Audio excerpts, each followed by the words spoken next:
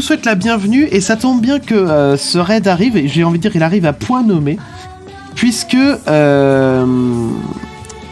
justement pour commencer ce live, voilà, là on était plus en train de papoter un petit peu de choses et d'autres, et pour commencer ce live, je vais faire un petit sondage.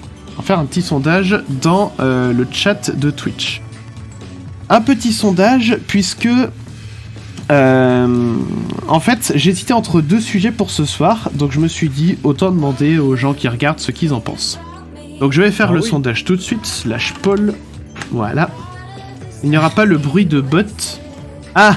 Non mais après on peut balancer une petite nouvelle, c'est que il y aura plus d'espace sur le serveur pour mettre encore plus de son. Ah oui, c'est vrai.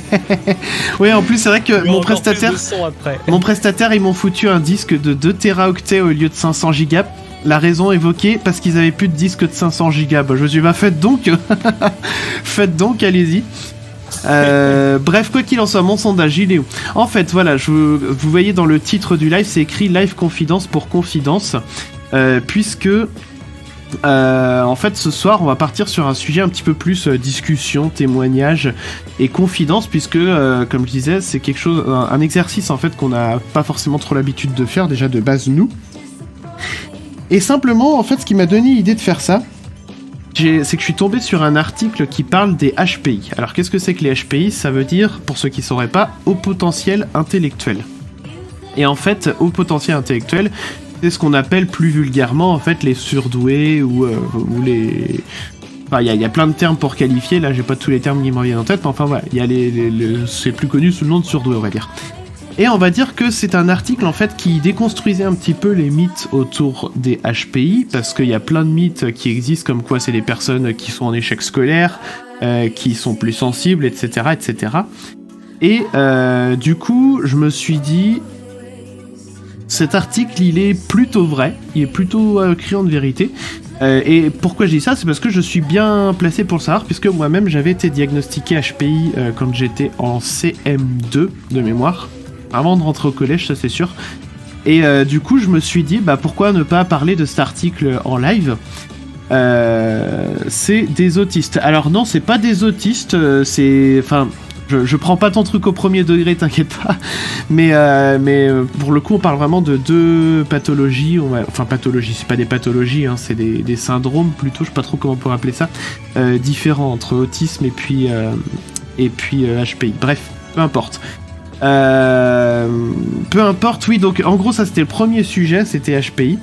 Et le deuxième sujet, alors attention, le deuxième sujet il va être un peu moins ragoûtant, on va dire. Un peu moins ragoûtant, donc je mettrai un petit trigger warning si jamais on part sur ce sujet là pour la soirée, puisqu'on parlerait d'hémétophobie. Alors qu'est-ce que l'hémétophobie ? L'hémétophobie c'est une phobie au sens propre du terme. C'est-à-dire qu'aujourd'hui, on a beaucoup de termes qui sont nés à partir du mot type justement homophobie, transphobie, grossophobie, etc. Et qui qualifient plus, pour la plupart des gens, une espèce de haine ou une détestation, bien plus qu'une peur, on va dire, réelle en tant que telle. À savoir aussi qu'une phobie, y a plein de gens qui vont dire ah là là, moi j'ai la phobie des araignées, ou alors moi j'ai la phobie des bruits de bouche ou des trucs comme ça, simplement parce que c'est des trucs qui vont, on va dire, les dégoûter un petit peu, ou alors les titiller, voilà, un peu les triggers justement. Mais par contre, c'est... Comment dire ? C'est pas pour autant des phobies en tant que telles, parce qu'une phobie c'est une vraie pathologie avec des mécanismes qui sont en place dans le cerveau et donc des réactions aussi, comme par exemple justement des crises d'angoisse, des choses comme ça. Donc du coup je voulais vous poser la question dans Twitch, enfin dans le chat de Twitch, en faisant un sondage pour vous. Est-ce que vous préférez plutôt qu'on parle de HPI ou est-ce que vous préférez qu'on parle d'hémétophobie ? Ah, j'ai pas dit de quoi c'était, de la peur de quoi c'était l'hémétophobie. Donc, petit trigger warning pour les personnes qui pourraient être un peu sensibles par rapport à ce sujet, parce que je suis bien placé là aussi pour le savoir. L'hémétophobie, c'est la peur de vomir. Voilà, le mot est lâché. Et comme je dis, je suis bien placé pour le savoir, puisque je suis concerné par cette peur-là. Et donc, du coup, je voulais vous interroger pour savoir, est-ce que vous préférez qu'on parle d'HPI ou des métophobies, sachant que ce soir, on va faire l'un, et puis après, on fera un live pour évoquer l'autre sujet. Alors, je regarde un petit peu ce qui se dit dans le chat. INS vidéo qui dit « Ah mince, ça m'aurait bien intéressé, je suis moi aussi Diag HPI et je déteste ça. » Bah du coup, tu pourras voter pour ce sujet-là, puis on verra si c'est celui-là qui sort. Mais pas certain que je survive à ma seconde dose de vaccin. Après, voilà, on va parler de tout ça en toute bienveillance et puis essayer justement de trouver des conseils, des choses, démonter des mythes et des choses comme ça. Alors, quel sujet on aborde ce soir? Ça, c'est le titre du sondage. Réponse. HPI au potentiel. Je remets les définitions à côté. Intellectuel. Ah merde, je peux pas l'écrire en entier. Bon bah tant pis, ça sera HPI ou hémétophobie. Et... Ah, qu'est-ce qui s'est passé? Pourquoi mon clavier, j'ai plus la bonne touche là? Voilà, c'est bon. Non, c'est pas bon. Bon, voilà. Hémétophobie. Tac, on va faire durer le sondage 2 minutes. Voilà. Le sondage est lancé. Donc, allez-y, vous pouvez voter pour le sujet que vous voulez aborder ce soir. Général Lee qui dit « J'avais peur du ciel étoilé, je suis devenu astronome. » Ah bah c'est une bonne façon de vaincre sa peur, ça, cela dit. Oui, après, effectivement, je propose des métophobies. Si on parle des métophobies ce soir, on parlera beaucoup de ça, mais on pourra éventuellement évoquer d'autres phobies dans la foulée, quoi. Je vois que Clem a coupé son micro, je sais pas si c'est voulu ou pas. Mais en tout cas, si vous entendez plus Clem, du coup, c'est normal. Ouais, Ah oui, si, il est là. Je me mouche, je fais des trucs. Ah Eh ben, mouche-toi donc, écoute. Oui, je le... Pardon. Bah tiens, justement, la preuve par l'exemple, moi aussi je sors d'un rhume. Attendez. Voilà, j'avais coupé mon micro le temps de tousser. Et oui, je sors d'un rhume aussi, donc ça peut peut-être s'entendre un peu que je suis un peu pris du nez, et puis bah si je me mets à tousser, tout ça, ou à avoir la voix un peu enrouée, c'est normal. Du coup, je suis en train de me dire, les gens qui sont arrivés avec le raid d'INS vidéo, encore merci à toi d'ailleurs, ils ont pas du coup entendu les petits extraits audio de tout à l'heure. Ben, j'ai envie de dire tant pis, vous irez voir le replay, parce que le replay ce soir, je pense qu'on pourra le laisser sans problème. Il n'y a pas grand chose à voir de plus de toute façon. J'adore les bagnoles, je vote pour le HDI. Si j'avais mon sampler, je t'enverrais un petit badoumts. Voilà, je l'ai fait à la bouche. En tout cas, ça mérite... Ah, attends. Je sais pas si ça pourra s'entendre si je le fais d'ici. Mais alors là, ça va être vraiment du fait main. Tiens, Clem, est-ce que tu peux me dire si t'entends si je fais ça? Vas-y. T'as entendu ça? Ouais.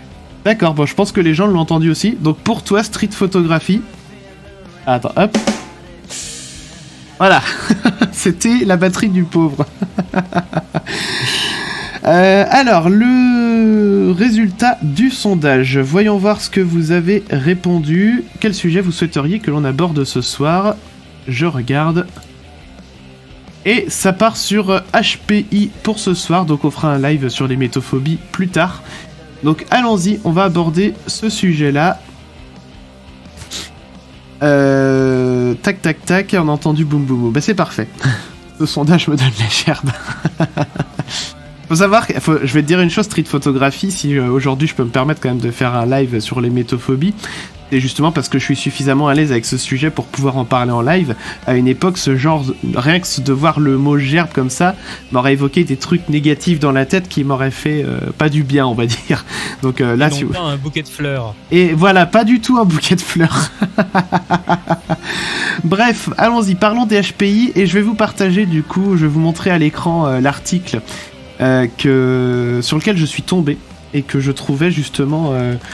plutôt vrai, qui déconstruisait du coup les mythes autour des HPI.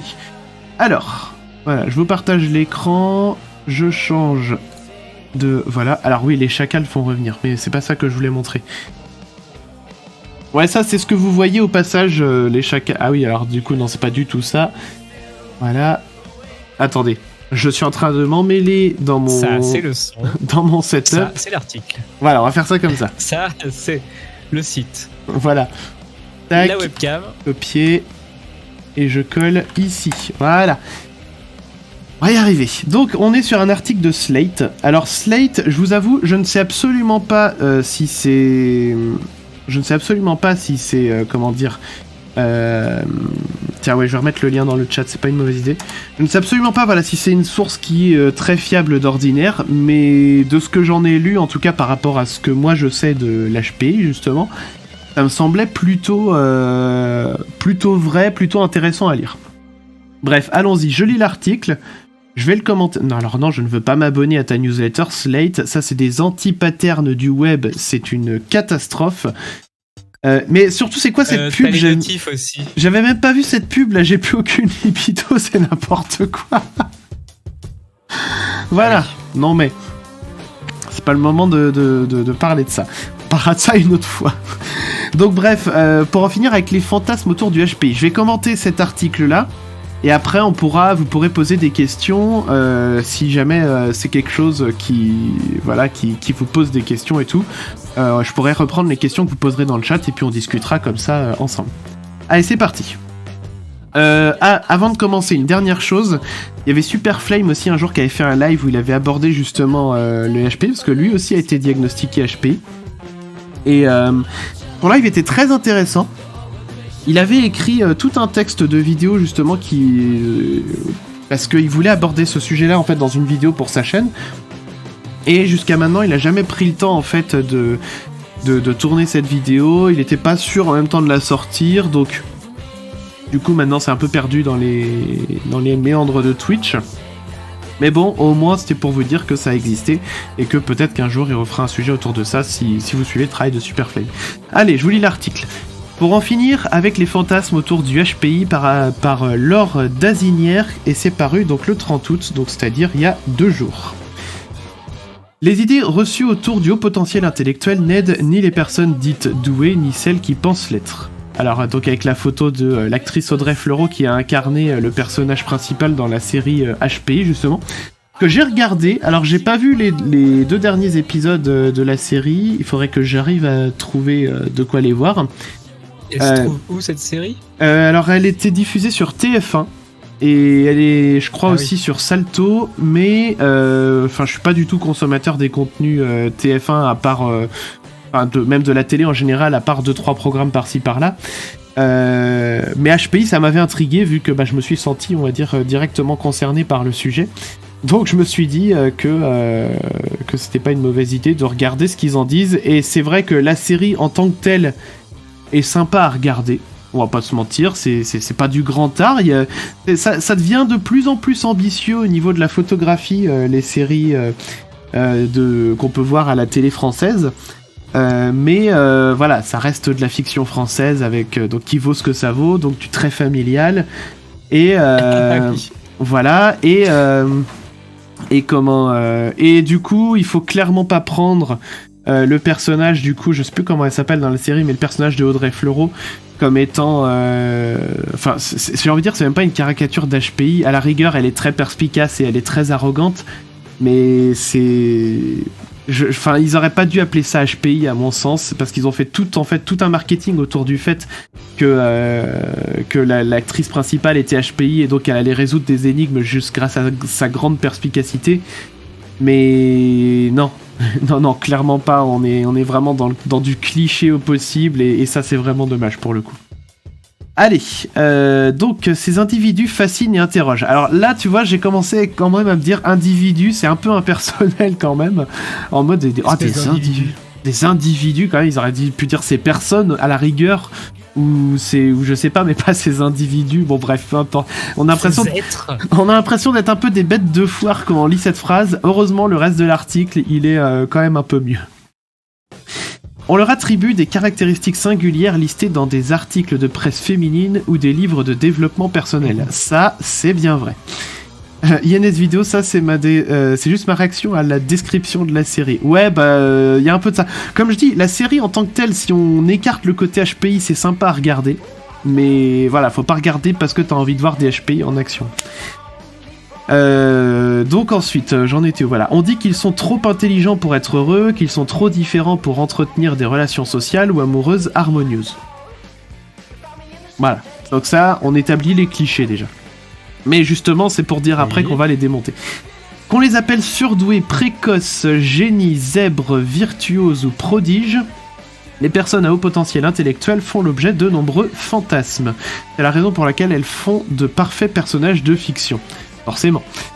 En outre, le haut potentiel intellectuel attire et constitue une explication rationnelle à des difficultés psychologiques ou relationnelles. Alors oui, voilà, donc tout à l'heure je parlais des termes, j'avais évoqué surdoué, mais effectivement on peut parler de précoce, mais ça s'adapte surtout aux enfants. Pardon, excusez-moi. Voilà. Ça s'adapte surtout aux enfants, puisque les enfants... Enfin, quand on dit un enfant précoce, du coup, c'est qu'en général, il va aller sauter une classe et tout. Ça se repère facilement à l'école, forcément. Ça peut se repérer assez facilement. Qui aide. C'est ça.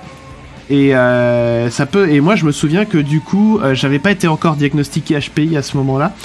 Mais j'ai fait en gros qu'un seul trimestre en CP et j'ai fait le reste de mon année scolaire en CE1 parce que ma prof de l'époque en fait avait repéré justement que je m'ennuyais en cours et puis que je savais déjà faire tout ce que les autres élèves apprenaient. Et là où on va dire ça s'est pas trop bien passé dans ce changement de classe, c'est autant ma maîtresse de CP je l'adorais à tel point que elle avait discuté beaucoup avec mes parents à l'époque, à tel point qu'aujourd'hui je la croise dans la rue, ma maîtresse de CP, elle me reconnaît, je lui dis bonjour et tout. Et ça, c'est quand même assez incroyable. Et par contre, la prof de CE1, elle, c'était le cliché de la prof à la fois stricte et qu'on a rien à foutre, en fait. Et du coup, elle avait littéralement rien à foutre de moi, donc je me suis retrouvé largement livré à moi-même. Et du coup, je me suis... j'ai pas passé une très bonne année, mais tout ça, on pourra en reparler quand on fera le live sur l'hémétophobie, parce qu'il s'est passé plein de choses dans ce même timing à ce moment-là. Bref, je reprends, je lis juste le chat avant, et on va démonter des GHPI pour voir ce qu'il y a dedans. Des GHPI. D'un certain point de vue, Trollus, ouais, si on veut. Street photographie, pareil pour Macron. Il est HPI, Macron ? Je sais pas s'il est HPI, mais bon, peu importe. Archibald, tu avais déjà une maîtresse en CP. Et ouais, comme beaucoup de gens. Donc alors, du coup, en août, le haut potentiel, ouais, ça j'ai déjà lu. Ok, donc on continue.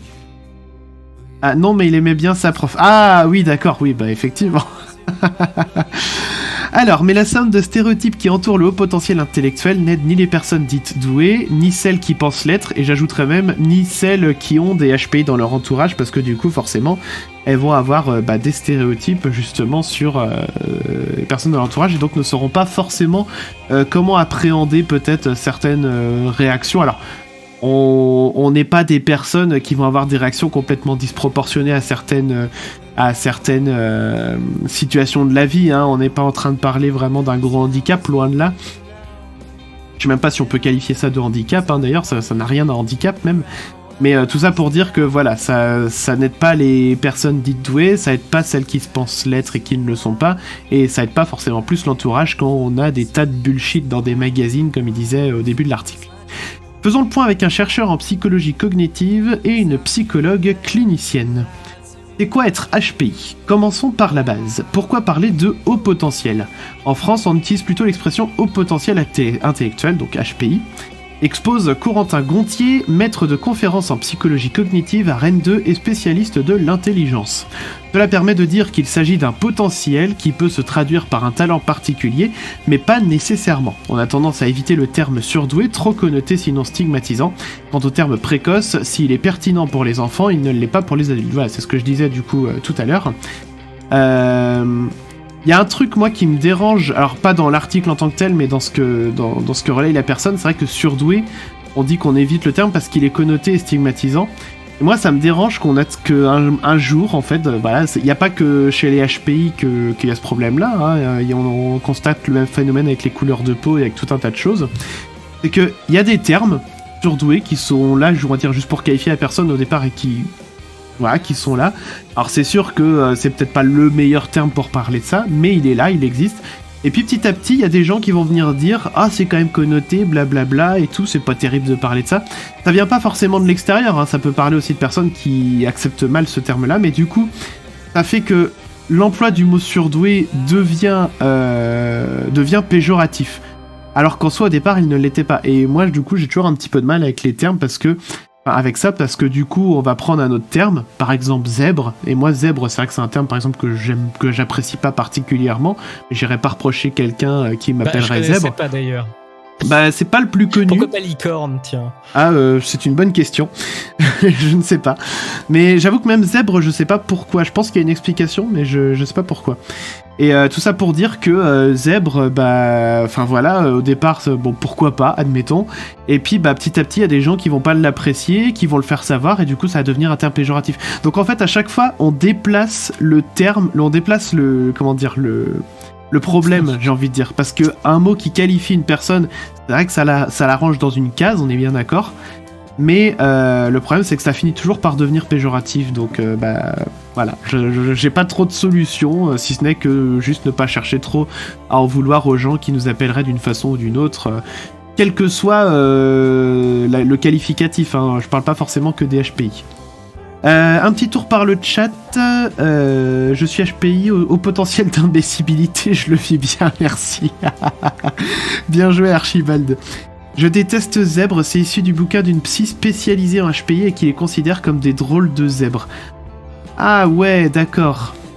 Effectivement, c'est le terme drôle de zèbre dit comme ça, c'est vrai que c'est un peu comme individu de tout à l'heure, quoi. C'est pas ouf non plus, quoi. Général Lee qui dit je ne connaissais pas le terme de zèbre. Bah voilà, maintenant vous le connaîtrez. Alors, Nathalie Colbert, philosophe, psychologue, clinicienne, formatrice et co-autrice de Psychologie du haut potentiel, ajoute « Le terme le plus exact est haut potentiel intellectuel. Il porte en lui la notion de capacité, de possibilité de réalisation, ce que la personne est capable de faire. Ainsi, une personne HPI pourra-t-elle réaliser des choses absolument géniales, tout autant qu'elle pourra ne rien laisser paraître de ses capacités. » Si l'on veut définir plus avant de quoi on parle, d'accord, je comprends mieux la tournure de la phrase, il ne faut pas aller chercher très loin comme l'énonce Corentin Gontier. Il existe des différences de score au test d'intelligence parmi les gens. Les personnes HPI sont celles qui obtiennent un score élevé avec un QI supérieur ou égal à 130. Du coup, ça confirme, j'ai même retrouvé le courrier qui en attestait pour ma part. Elle représente les 2,5% de la population les plus élevés au-dessus de la norme. Alors là, je vais m'arrêter 2 secondes sur cette phrase, parce que cette phrase-là, elle peut être très mal comprise par beaucoup de gens. Il faut savoir que le QI va être un indicateur, un nombre, un petit peu comme la taille d'une personne, ou le poids, ou l'âge, ou ce que vous voulez, voilà, c'est un nombre qui va vous donner une place, en fait, dans une distribution. Alors, qu'est-ce que c'est qu'une distribution ? Je vais vous montrer ça. On va taper courbe en cloche dans Google Images. Voilà. Alors, je sais pas si c'est le meilleur exemple, ça, courbe en cloche. Ouais, bon, on va prendre cette courbe-là, regardez bien celle-ci. Voilà, comme ça, il n'y a pas de graduation, ouais. On sera pas dérangé par les graduations. Et en fait, si on prend une population et qu'on regarde la taille en centimètres ou en mètres, comme vous voulez, d'une personne, si on prend plein de personnes, on va avoir une courbe en cloche comme ça, avec en gros 1m70-80 au niveau du sommet de la cloche. Et puis du coup, à droite on aura les plus grands et à gauche on aura les plus petits. Cette courbe-là représente en fait la répartition en fait de la taille dans une population. Et donc ça prouvera justement qu'il y a une majorité de gens qui font entre 1m70 et 1m80. Alors je connais pas les chiffres exacts, mais c'est l'idée. Et en fait le QI c'est pareil. On va avoir en gros un pic ici à 90-110, et du coup on va avoir 130 à droite, et puis quelque chose comme 70 à gauche. Et c'est en fait ce nombre-là du QI va juste vous positionner en fait sur cette courbe en cloche. C'est tout ce que ça veut dire.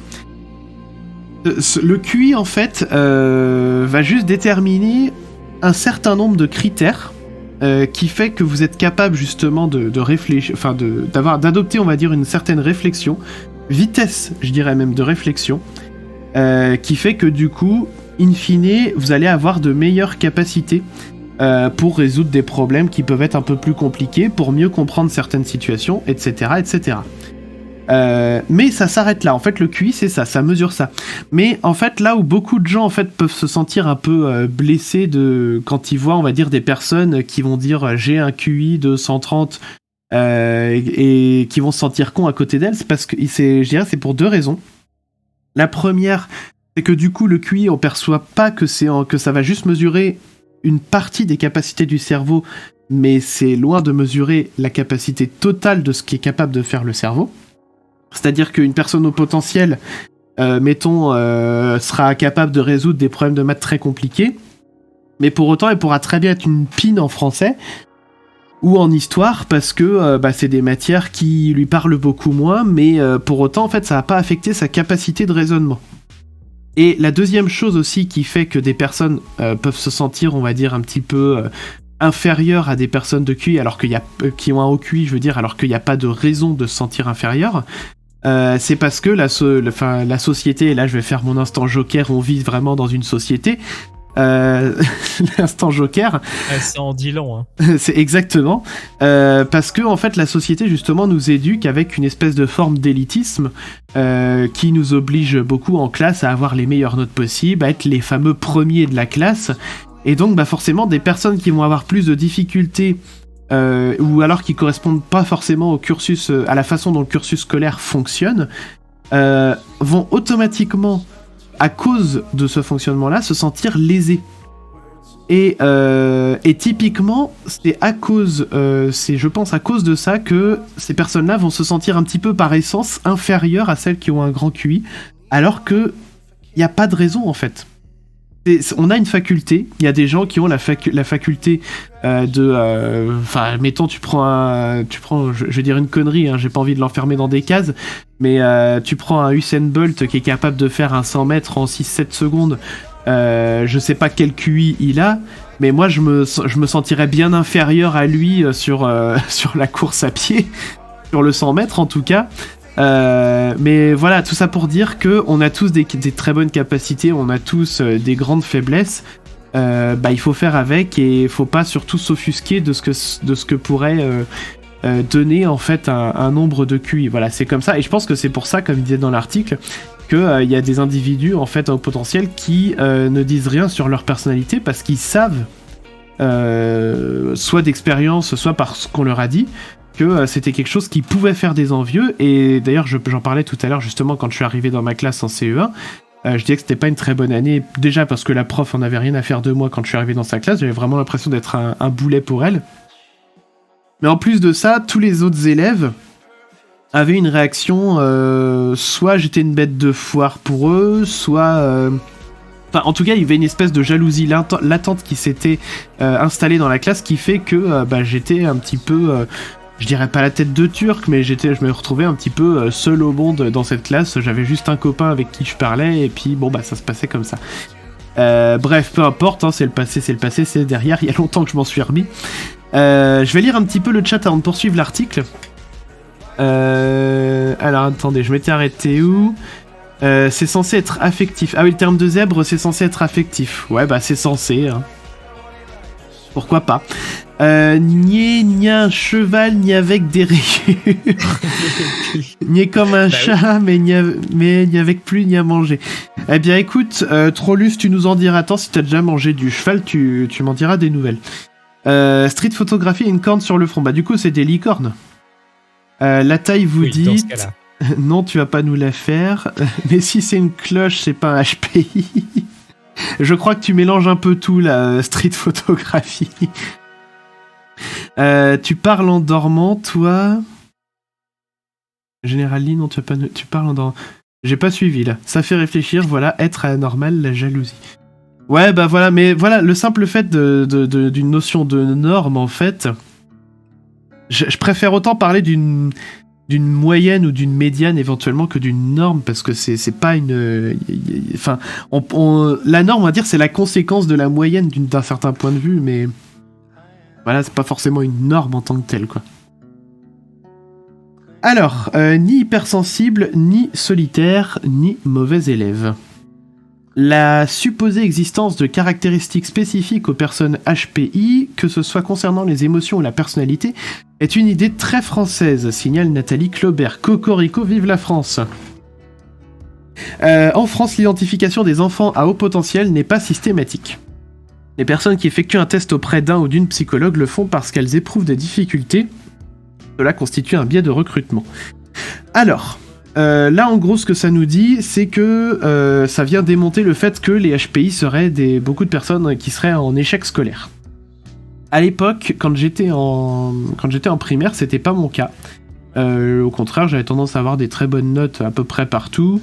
À part dans ma bête noire, dans ma bête noire qui était le sport, là-dedans j'ai jamais eu des notes qui frisaient beaucoup au-dessus de la moyenne. Et donc c'était pas mon cas. Donc déjà voilà, paf, on démonte un cliché, mais bon, un seul cas ne suffit pas.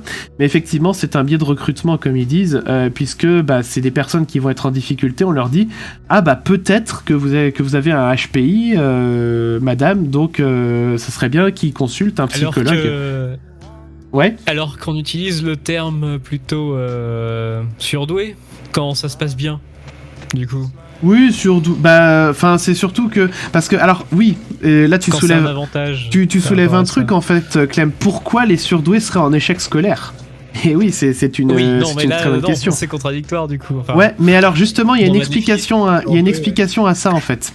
C'est absolument pas contradictoire dans le sens où les personnes du coup HPI sont souvent des personnes qui, quand elles vont être en classe, vont s'ennuyer. Et quand tu t'ennuies, t'as deux possibilités. Soit tu fais ton taf bien et après tu fais d'autres trucs, donc t'es un peu dissipé, ou alors Moi en fait je faisais mon taf et puis après je rêvassais, ou alors je bavardais un peu, voilà, ça se finissait comme ça. Soit sinon, tellement ça te fait chier parce que tu te sens pas à ta place, t'as beau avoir les capacités, tu sais que tu peux réussir les trucs, mais quelque part tu boycottes ton propre travail. Parce que tu te sens pas du tout à ta place, parce que t'as déjà tout compris plus vite que les autres et que tu t'ennuies, et donc c'est pour ça que les élèves qui s'ennuient peuvent être en échec scolaire.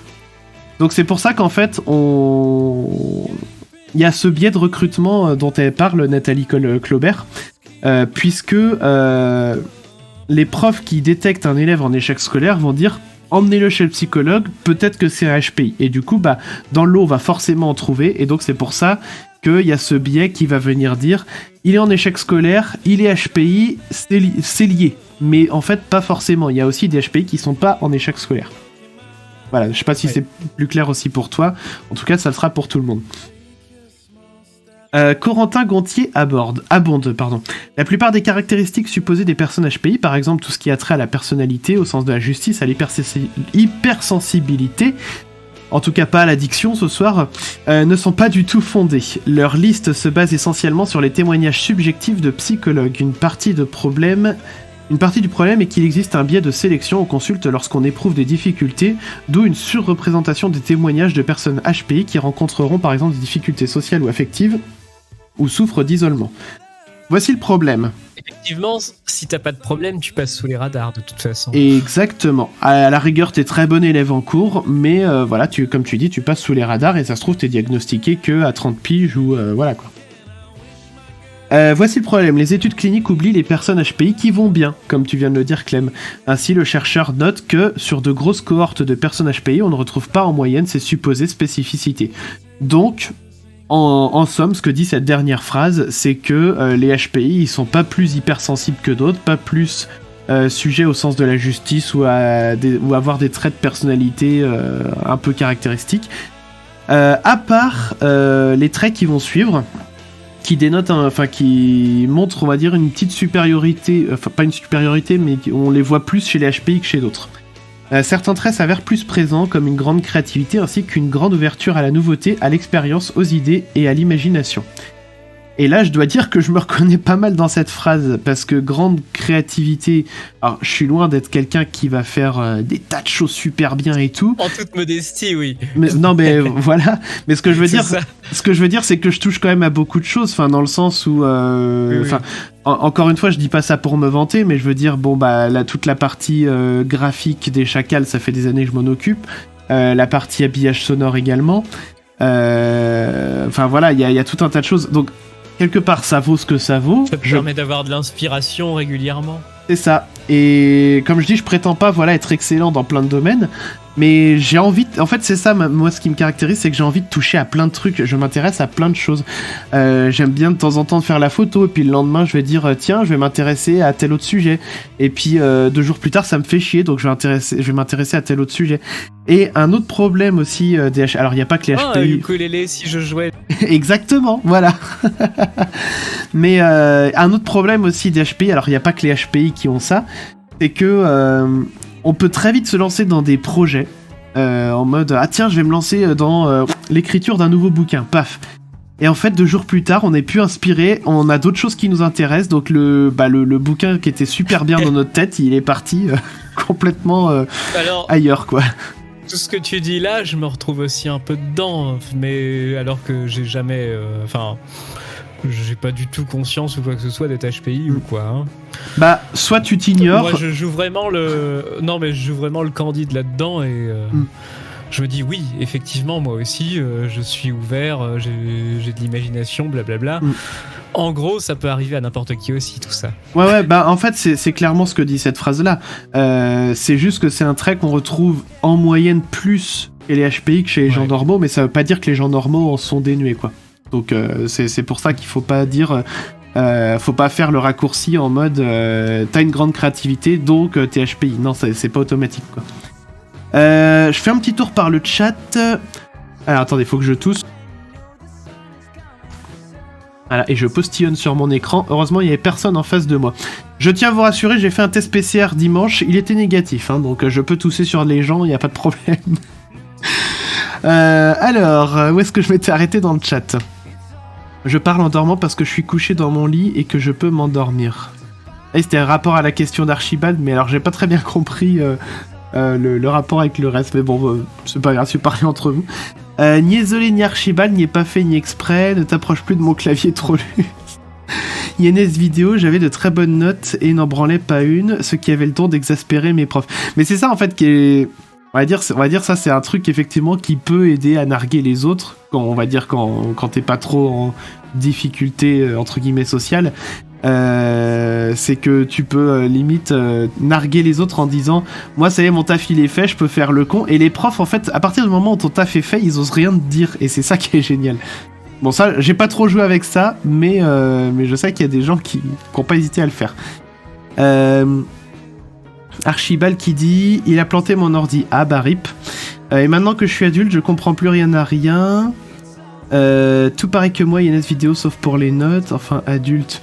Oui, voilà, non mais adulte, tu l'es par l'âge, et après, dans la tête, tu peux rester un grand enfant, y a pas de souci. Moi aussi, je reste un grand enfant. Un prout, ça me fait rire, hein, sinon on n'aurait pas de sample prout dans notre sampleur. Et on parle de moi sur les différentes choses que je fais, notamment en ukulélé en ce moment. Ah, mais oui, c'est vrai que tu joues du ukulélé, Général Lee. C'est vrai. Archibald Tuttle qui dit 2 jours plus tard le titre du bouquin. Moi aussi ça me fait ça, mais dès que c'est trop chiant j'arrête. Chatous allergie. Non, c'est pas une allergie, c'est un rhume qui se termine. Allez, je reviens à l'article, parce que j'aimerais le finir pour qu'on puisse après se discuter un peu plus en mode questionnement et plein de choses. Alors, l'étude de ces grosses cohortes nous permet de balayer différents mythes. Les personnes HPI ne sont pas plus solitaires que la moyenne. J'ai envie de dire aujourd'hui, si je parle de mon propre cas, bah en fait à cause de ce que je vous expliquais tout à l'heure, je me suis retrouvé un petit peu solitaire entre guillemets quand j'étais en primaire, mais plus les années ont passé et plus j'ai acquis, on va dire, un peu plus de vie sociale, on va dire entre guillemets. Ça a été très très très long, ça a duré quasiment tout mon cursus scolaire. Bon, ceci dit, au lycée, j'étais un peu mieux intégré quand même dans mes classes et tout.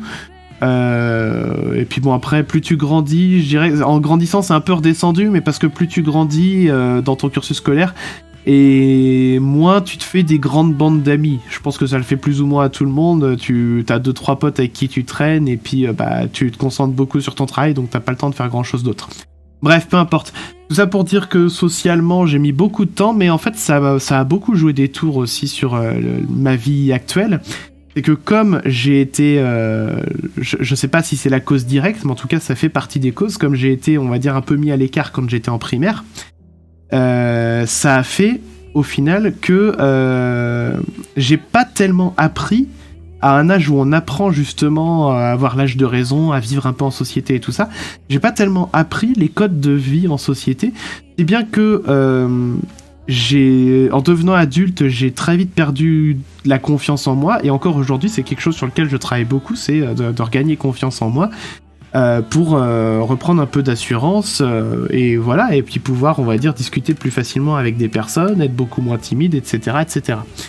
Donc ça touche pas que les HPI, hein, là je vous fais juste part de mon expérience personnelle, rapport à la phrase qui disait que les personnes pouvaient être un peu plus solitaires. Soit dit en passant, aujourd'hui, voilà, j'ai beaucoup moins de mal à aborder des gens que je connais pas forcément, etc., etc. Néanmoins, j'apprécie toujours aujourd'hui d'avoir des instants où je vais me trouver seul un peu dans ma bulle, là où il y a des gens qui supportent pas d'être seuls chez eux. Ce qui fait qu'aujourd'hui, je suis toujours en télétravail, là où beaucoup de gens avaient envie de revenir sur leur lieu de travail dès que possible. Ouais. Moi, je continue à être en télétravail et je m'en porte très bien. Je suis seul à la maison la plupart du temps. Moi, j'aime bien voir des gens dans la journée. Bah, en soi, moi, je suis pas contre non plus, hein, j'ai connu les deux, mais j'apprécie beaucoup l'environnement du télétravail parce que je suis dans ma bulle, je suis bien, j'ai ma musique, je fais mon taf et tout, et puis et je suis super bien comme ça. J'en étais où elles ont des voilà, ne sont pas plus solitaires que la moyenne, ni plus dépressives. Elles ont des compétences sociales au moins aussi bonnes que la majorité des gens. Elles n'ont pas non plus un sens de l'humour plus développé, ni un plus grand sens de la justice, comme on peut le lire sur Wikipédia. Bouh, Wikipédia, les sources n'ont pas été relues. Et contrairement à une idée reçue très installée, les enfants à haut potentiel ne sont pas forcément de mauvais élèves. Voilà, on a expliqué tout à l'heure ce qui pouvait faire que ça arrivait, mais c'est pas forcément le cas tout le temps. C'est aussi un problème de biais de sélection. Les enfants à haut potentiel intellectuel ne sont pas non plus systématiquement en échec scolaire, quoique certains peuvent décrocher par ennui et manque d'intérêt. Ils ont au contraire en moyenne de beaux résultats, assure Corentin Gontier. Une autre précision à apporter tant les amalgames sont légion, il n'y a pas de lien entre le haut potentiel intellectuel et les troubles du spectre autistique, même si une co-occurrence est possible. Alors co-occurrence, en gros, ça veut dire que des HPI peuvent aussi bien être autistes et... Enfin, l'un n'empêche pas l'autre, quoi.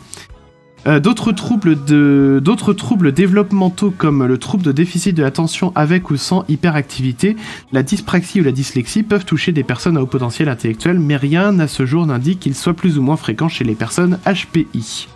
Alors, qu'est-ce qui se passe dans le chat ? Et il y a Florian qui nous rejoint. Bonsoir Florian, bienvenue.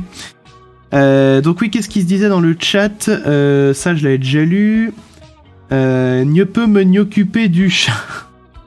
Le chat qui est à la photo, là, oui, tu peux t'occuper du chat qu'on voit sur la photo, là, dans la pub. Là. Le télétravail, c'est travailler devant la télé.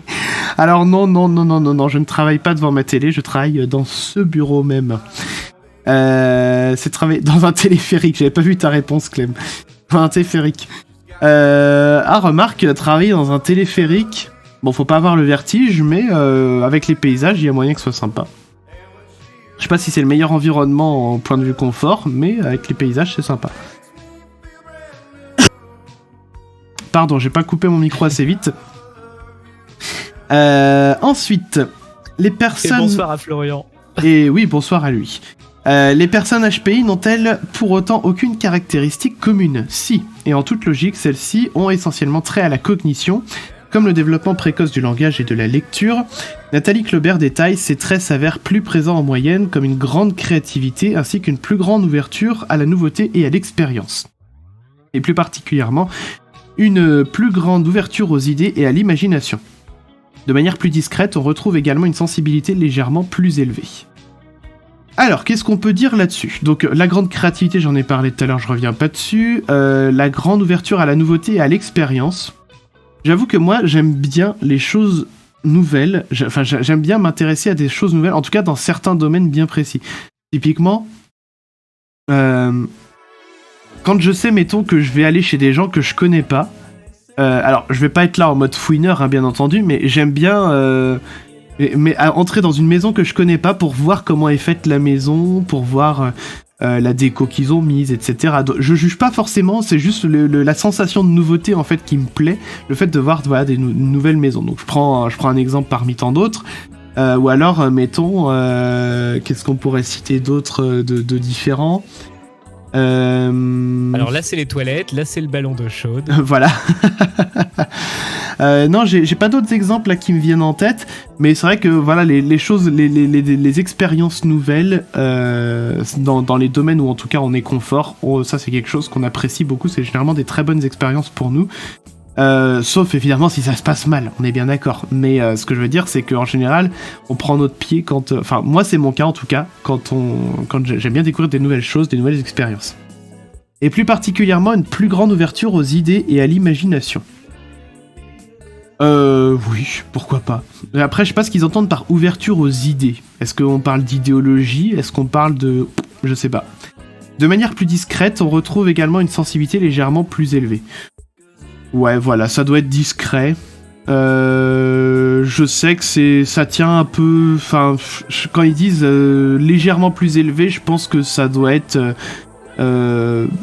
suffisamment faible pour que ça soit peut-être pas si important que ça. Donc, il y a plein de gens, voilà, qui vont être très sensibles, qui seront pas forcément HPI. Voilà, il n'y a pas forcément de lien. Statistiquement, à chaque fois, il n'y a rien de très contrasté, en fait. C'est ça, voilà. Florian qui dit ça te change cette barbe, Chris. Ah bah y a pas que la barbe qui change, hein. Y a la taille des cheveux aussi, hein, qui sont plus longs qu'à une époque. Général Lee, je dois être HPI mais en retard. Jusqu'à 18 ans je ne parlais pas. Et c'est pas une blague, je ne disais pas un mot. Maintenant ça a bien changé. Alors je suis comme toi mais j'ai commencé avant 18 ans quand même, hein. Ma mère me dit souvent que quand j'étais gosse, que j'avais 1-2 ans... Je ne voulais pas parler, j'en aurais été capable, mais je voulais pas, donc du coup je faisais en montrant du doigt ce que je voulais, et maintenant je pense que ça s'entend ce soir, je suis très volubile. Clem, ah oui bah Clem t'as juste fait un petit oh comme ça.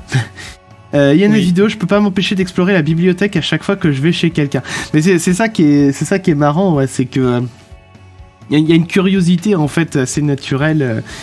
Qui s'installe, qui est pas toujours, on va dire, très c'est pas la meilleure curiosité qui soit d'aller, on va dire, un petit, entre grosses guillemets, fouiller chez les gens, mais bon, en général on essaye d'être discret, hein, tu vois de quoi je parle. Des fois je me demande à quel point c'est mal. Bah j'avoue, là je sais de source sûre que je suis pas le seul à faire ça, mais je sais qu'il y a des gens comme moi qui, quand ils sont aux toilettes, mettons, genre vous allez chez quelqu'un, les toilettes sont dans la salle de bain. Quand vous allez aux toilettes, dites-moi dans le chat, dites-moi qui n'a jamais été fouillé dans le placard voir ce qu'il y avait chez les gens. Voilà, dites-moi. Alors attendez, Voilà, le temps de tousser. Clem, t'as jamais fouillé ? Ouais, bon, c'est pas systématique, mais je sais qu'il y a plein de gens qui le font. Tu parles genre s'il y a un placard sous l'évier, tu ouvres le placard. Je confesse que ça m'est déjà arrivé. Sous le lavabo ? Je confesse que ça m'est déjà arrivé. Mais après, encore une fois, des fois, rien que s'il y a sur les étagères, y a oui, ça peut suffire, hein, clairement. Je sais pas jusqu'où ça va. J'en profite aussi pour dire bonsoir à Antoine Daous, que je n'avais pas encore salué, donc bonsoir à toi. Moi, j'ai jamais regardé. Non, mais pourquoi j'ai osé ? C'est pas l'envie qui m'a manqué. Mais en soi, je veux dire, le but de ce truc-là, il est nul, il sert à rien. C'est juste pour satisfaire une curiosité à la con, mais moi je sais que quand je le fais, je ne juge absolument pas les personnes. C'est juste une curiosité d'ouvrir un placard. Est-ce que je me suis fait piquer des trucs ? Moi non. mais bon, et je n'ai jamais piqué de trucs non plus, attention. C'est juste un besoin de curiosité qui est satisfait quand j'ouvre le placard et que je le referme 2 secondes plus tard. Clairement. J'évite quand même, on va dire, de le faire, on va dire, chez des amis proches parce que Parce que je veux dire, j'ai pas envie non plus que si un jour ça s'apprend, t'as fouillé dans mon placard puis que ça crée des tensions. On va dire, je me suis créé une éthique autour de ça. Maintenant qu'on est au courant, on devrait mettre des webcams et tout. Voilà, non, pas forcément des webcams, mais genre un truc, t'ouvres le placard, ça fait pouette pouette, et puis bah tu sais que j'ai ouvert le placard quoi. Oui. Non mais en vrai, pour être tout à fait honnête, ce truc-là, ça m'est quand même un peu passé. À une époque, je le faisais, mais je pense que ça va faire plusieurs années que je l'ai pas fait, clairement. Bref, peu importe. Ah oui, alors par contre, cela dit, s'il y a des trucs qui sont visibles et marrants, bah du coup je les prends avec moi et je les emporte et je dis « Hey regarde, t'as ça, c'est trop marrant !» Ah mais bien sûr, mais ça évidemment, il faut le faire ça. En rapport avec ce que Général Licala nous a dit. Et, évidemment. Et tu t'attendais à trouver quoi en fouillant? Mais absolument rien. Bah, bon après je suis pas à fouiller en train non plus d'aller déranger le tiroir ou enlever les bouteilles de devant pour voir ce qu'il y a derrière. J'en suis pas là non plus, hein, heureusement. Mais non, en fait, c'est juste le coup d'ouvrir le placard, de voir, ah ouais, il a une... Le pire, c'est que t'en tires rien, en plus, genre, ah ouais, il a une bouteille de shampoing, puis hop, tu refermes. C'est con, hein. C'est complètement con, hein. Mais voilà. Bref, allez, je continue l'article. S'auto-diagnostiquer, c'est s'étiqueter. Alors non seulement c'est s'étiqueter, mais en plus, je suis dans un Nurshi sur Facebook qui s'appelle le Nurshi d'Autodiag. Et en fait, qui relaye des screenshots de tweets ou de messages sur Facebook de gens qui se sont auto-diagnostiqués tel ou tel trait de caractère, tel ou tel trait de maladie ou pathologie ou que sais-je. Et le problème en fait de l'autodiagnostic, c'est que non seulement tu te colles une étiquette, mais déjà t'es pas sûr que ton diagnostic soit bon, parce qu'il y a vraiment que les professionnels qui sont réellement aptes à diagnostiquer les gens, parce qu'ils ont le background, ils ont fait les études nécessaires pour faire ça. Et surtout si tu t'auto-diagnostiques, je sais pas moi, autiste. Du coup, tu vas avoir envie de justifier plein de choses de ta vie en te disant « Ouais, mais c'est parce que je suis autiste ». Ou alors, en même temps, tu vas adopter du coup des comportements un petit peu par défaut et qui vont tous se justifier par le fait que t'es autiste, alors que ça se trouve tu ne l'es même pas. Donc en fait c'est pour ça que l'autodiag c'est quelque chose qu'il faut bannir de vos envies. À la rigueur, vous pouvez tenter... Attends, il faut que je retousse. C'est pénible. Faudrait que je boive un coup en fait. Mais donc à la rigueur, vous pouvez faire des tests qui vont vous donner une idée. Mais les tests qu'on peut trouver sur internet, les 3/4 c'est de la pure connerie. Et surtout d'ailleurs, n'allez même pas payer un test sur internet, ça c'est des attrape-couillons. Mais bon bref, tout ça pour dire que la plupart c'est de la connerie. Il y en a peut-être quelques-uns qui peuvent, on va dire, plus ou moins déceler un petit trait de caractère et tout. Mais dans tous les cas, il faut pas rester sur la conclusion de ce test-là, parce que vous n'êtes pas certain que ce test-là, quand bien même il était vendu, conçu par le psychologue Tartampion qui a fait 12 ans d'études, la vérité c'est que vous en savez rien, quoi. Ça peut être vendu comme ça et ça peut être du gros bullshit. Donc non, si vous voulez vous diagnostiquer, bah ça vous coûtera un billet de 50 balles chez le psy, 50 ou 70, enfin voilà, selon... c'est peut-être un peu plus cher vu que c'est plus long. Mais bon, bref, peu importe. Mettez un peu de côté si vraiment vous avez des doutes et que vous n'avez pas trop les moyens, et vous allez voir un psy. Et au moins avec le psy, vous pouvez discuter, il fera les tests en bonne et due forme, etc. etc. Alors, comment dès lors repérer le HPI chez un enfant ou un adulte ? Les signes d'appel du haut potentiel intellectuel sont des capacités intellectuelles remarquables, des facultés de réflexion et de compréhension importantes et une appétence pour les sujets complexes. Énumère la psychologue, avant de nuancer. Il existe cependant des personnes HPI qui sont de vrais caméléons et qui normalisent leur performance. Cela peut être le cas notamment à l'adolescence. Corentin Gontier indique: chez l'adulte, l'un des principaux signes d'appel qui doit ensuite amener éventuellement à faire un test est d'avoir l'impression d'un décalage intellectuel avec les autres personnes. Un autre motif fréquent est la difficulté professionnelle, notamment l'ennui au travail. Voilà. Il nous reste encore tout ça à lire, donc je vais poursuivre. On est dans l'autodiagnostic. Ceci repéré, nos spécialistes invitent à la plus grande prudence concernant l'autodiagnostic ainsi que les tests en ligne. L'autodiagnostic n'est pas fiable, puisque la plupart des caractéristiques que l'on cite en général, comme le sens de l'humour, de la justice ou l'hypersensibilité, n'existent pas, et parce qu'on est assez mauvais pour évaluer soi-même ses compétences intellectuelles. Il y a une très bonne expression qui dit « on est très mauvais juge de soi-même », signale Corentin Gontier.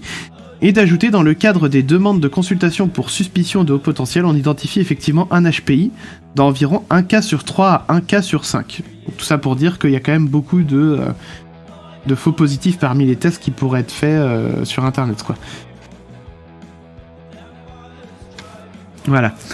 On trouve souvent un niveau d'aptitude assez élevé sans atteindre le seuil du HPI. Nathalie Claubert évoque quant à elle les dangers de l'autodiagnostic. Le risque de l'autodiagnostic est d'enfermer la personne dans une étiquette réductrice, surtout lorsque cette étiquette est perçue comme une explication tant attendue à un chemin de souffrance. Cela peut masquer des difficultés psychologiques dues, par exemple, à un trouble éventuel, et entraîner ensuite une résistance au changement en thérapie.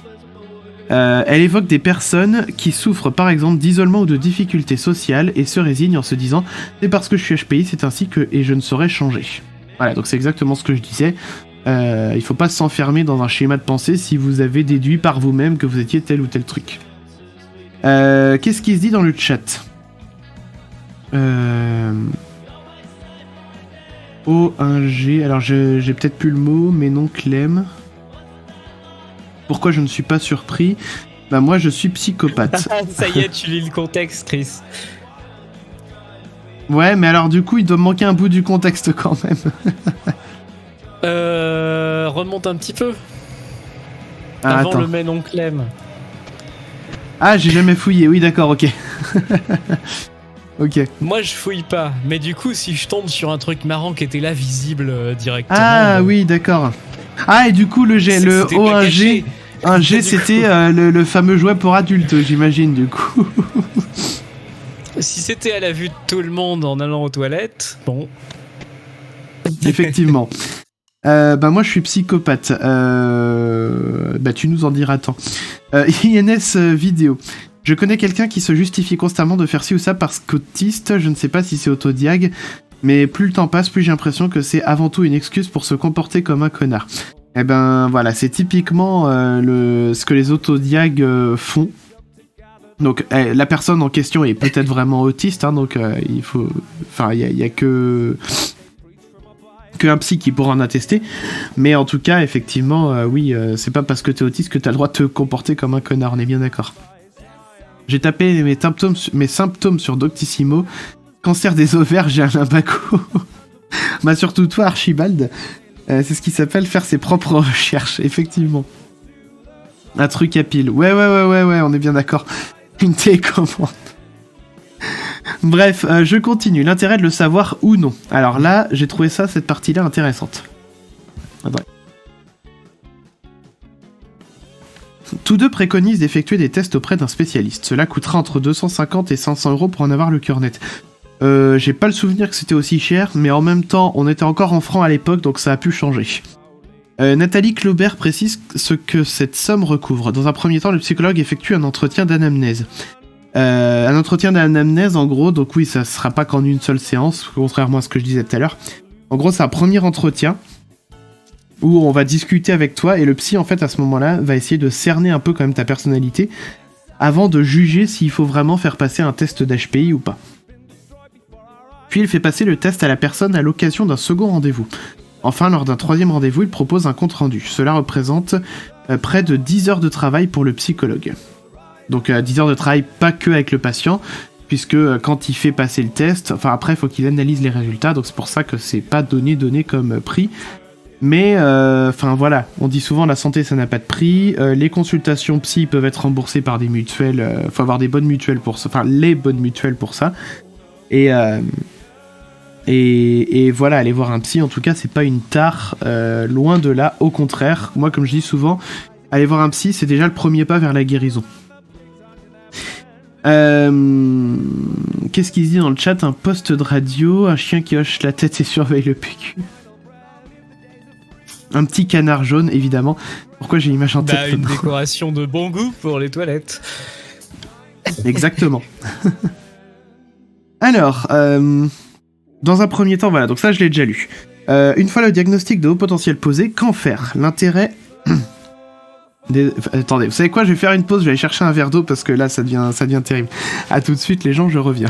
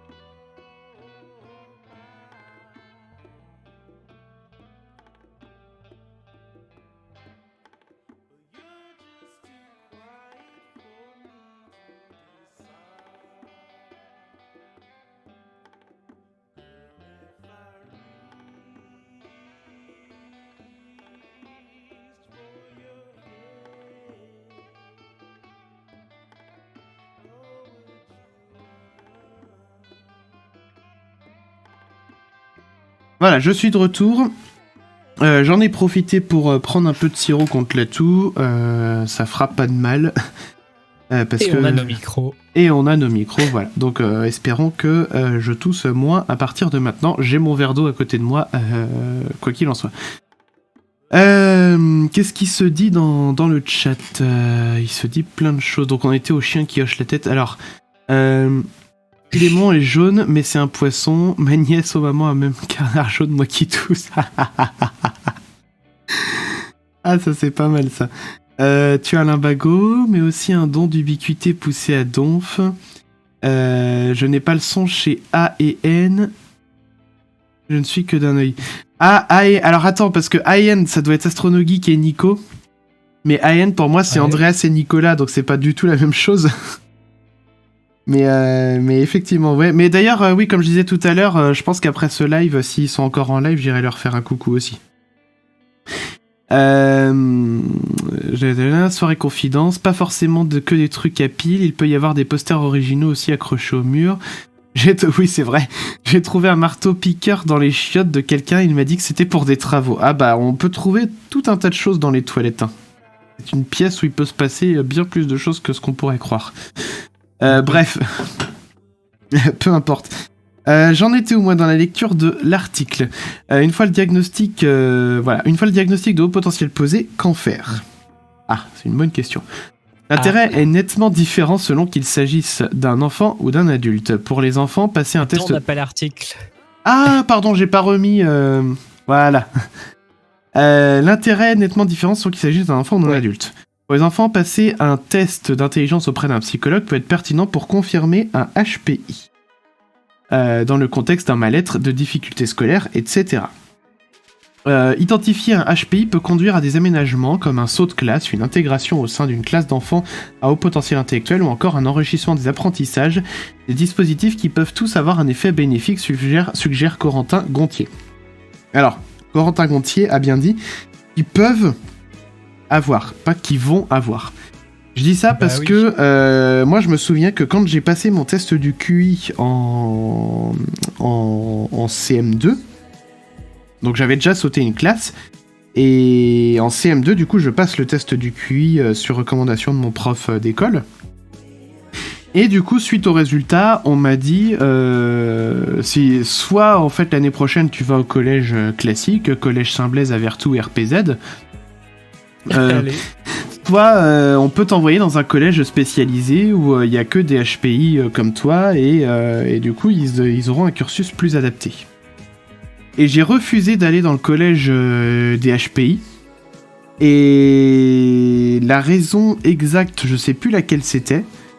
Mais le fait est que j'avais dans la tête l'idée justement que comme c'était un truc spécialisé, que ça allait être quelque chose de... Je sais pas si on peut dire d'élitiste ou quoi que ce soit, mais je pressentais, c'était un vrai pressentiment, hein, enfin je veux dire c'était pas... ça avait rien de fondé ou quoi que ce soit, mais je pressentais en tout cas que j'allais pas être à ma place là-bas, et puis je savais que dans le collège où j'allais aller, j'allais potentiellement retrouver des copains que j'avais commencé à me faire pendant le cursus, puisque c'était le collège, on va dire, qui suivait là où je me trouvais avant. En général, tous ceux qui étaient dans l'école où j'étais avant, ils allaient dans le collège là où j'étais allé. Donc je pouvais garder un peu ce lien social, j'étais plus près de chez moi parce que des établissements spécialisés c'est forcément plus loin. Et puis je me disais, le collège Saint-Blaise, alors pour ceux qui connaissent Saint-Blaise en Loire-Atlantique, clairement c'est un collège qui lui aussi est quand même très élitiste. Il est connu pour être, je me demande si c'est pas le plus grand collège au moins du département, parce qu'il regroupe je crois 1200 élèves, quelque chose comme ça. Et oui, il est connu pour être très élitiste ce collège, donc je me suis dit, je pense que je serais quand même à peu près à ma place, donc j'avais refusé d'aller dans l'établissement spécialisé. Mais en fait, ce que je veux dire surtout, c'est que voilà. Et puis... Oui, vas-y, Clem. C'est quand même mieux de connaître déjà des gens au collège quand t'arrives. C'est ça, exactement. C'est ce que j'allais dire, en fait, c'est que... Bon, après, quand t'arrives dans un collège HPI, a priori, tous les autres, ils ont suivi le même... le même chemin, ils sont tous paumés, donc on apprend à se connaître. Quand même, mais... C'est ça, mais c'est vrai que le lien social, quand t'es gosse, c'est hyper important. Et c'est pour ça on va dire, faut peser le bénéfice-risque. Et si on va dire, ton enfant, il est vraiment dans un milieu scolaire où il se sent pas bien, ça peut valoir le coup. Mais s'il s'y sent pas trop mal... Du coup, tu le sors de là, ouais. C'est ça, s'il s'y sent pas trop mal... clairement, faut écouter vos enfants. Si jamais ils sont HPI et puis qu'ils vous disent je veux rester dans un établissement normal, laissez-le dans un établissement normal. Il aura des bonnes notes, il va suivre son bonhomme de chemin et puis basta, quoi. Attendez. Hop. J'espère que je fais pas trop d'ASMR avec mon verre d'eau, sinon je couperai mon micro à l'avenir. Ensuite, je recommande aux personnes un peu fragiles sur le plan identitaire de ne pas se faire tester. Alors c'est surtout ce paragraphe là que j'ai trouvé intéressant, parce que je m'étais jamais posé la question sur le fait de si jamais effectivement t'es fragile sur le plan identitaire, comment tu pourrais vivre le fait de te voir attribuer une étiquette finalement. Et du coup il développe un petit peu.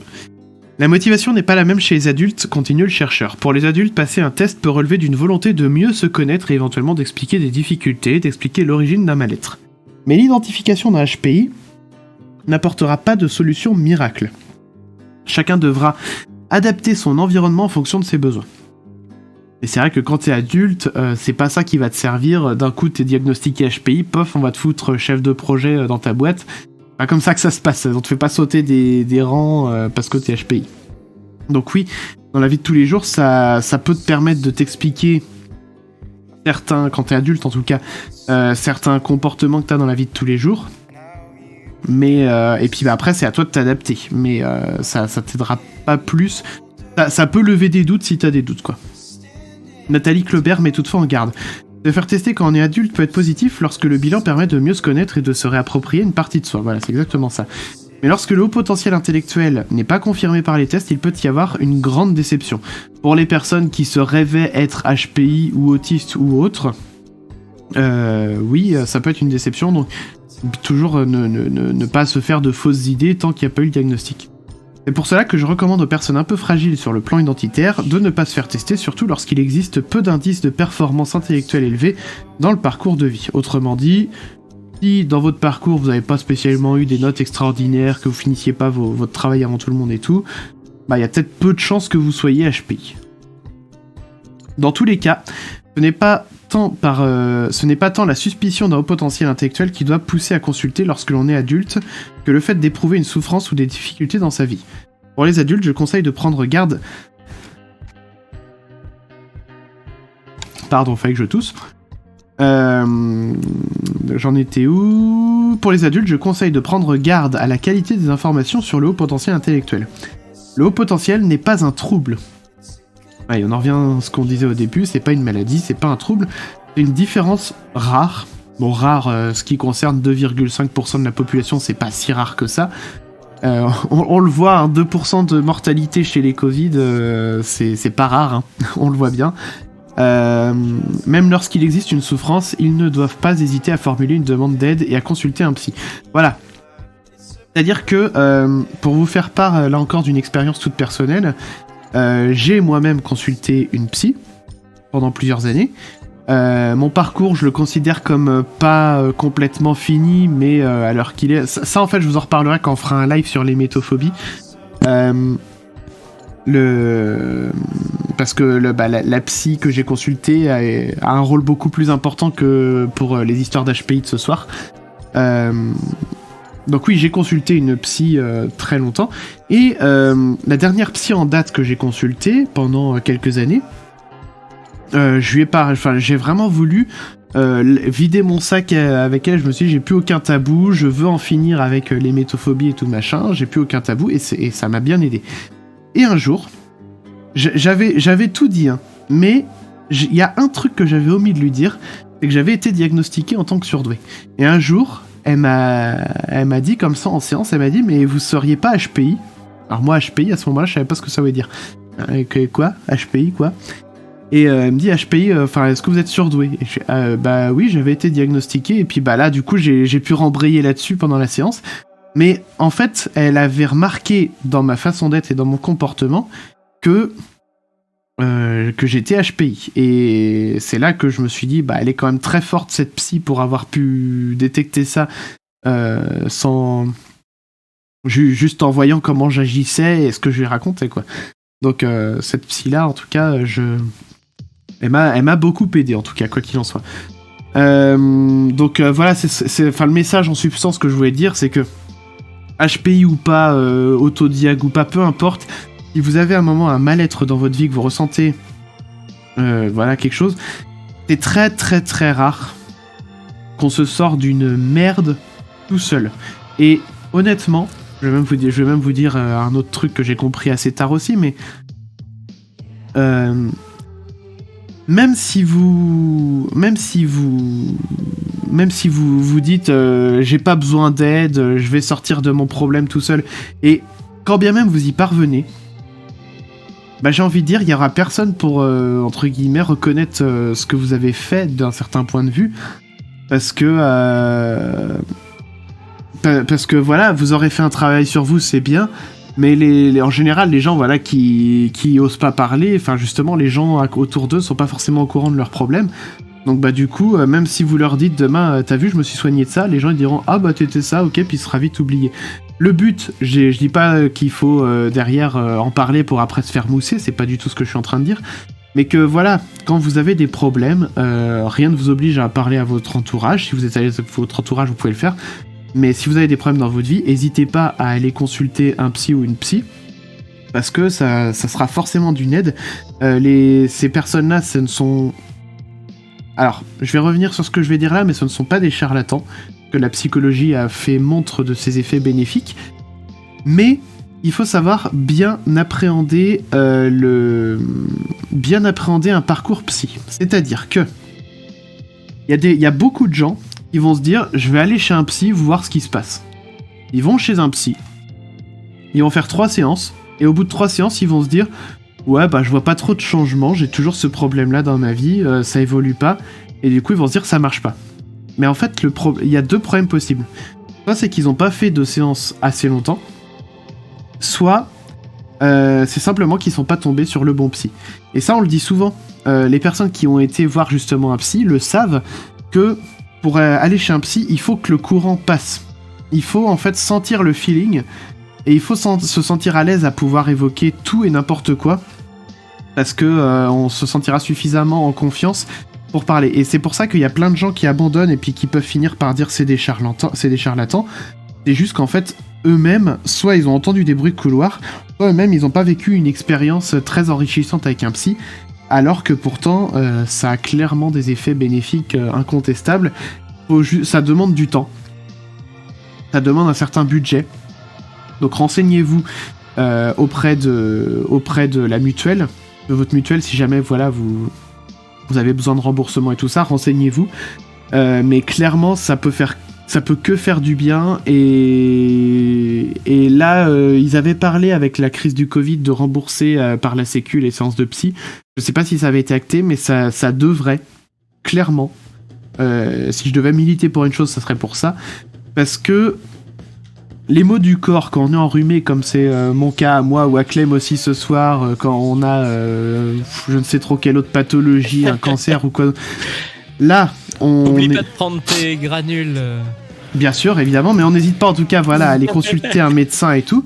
Mais les maladies de l'esprit, ça n'a rien de honteux. En fait, on nous a longtemps fait croire que les psys c'était pour les fous et tout, mais c'est une idée, un cliché qui a encore la vie dure aujourd'hui. Et ça n'est pas le cas. Comme je le disais tout à l'heure, quand vous vous dites ça y est, c'est bon, je vais voir un psy, c'est clairement le premier pas vers la guérison, de reconnaître qu'on a besoin d'aide, et vous pouvez aller que mieux derrière, quoi. Attendez, faut que je tousse.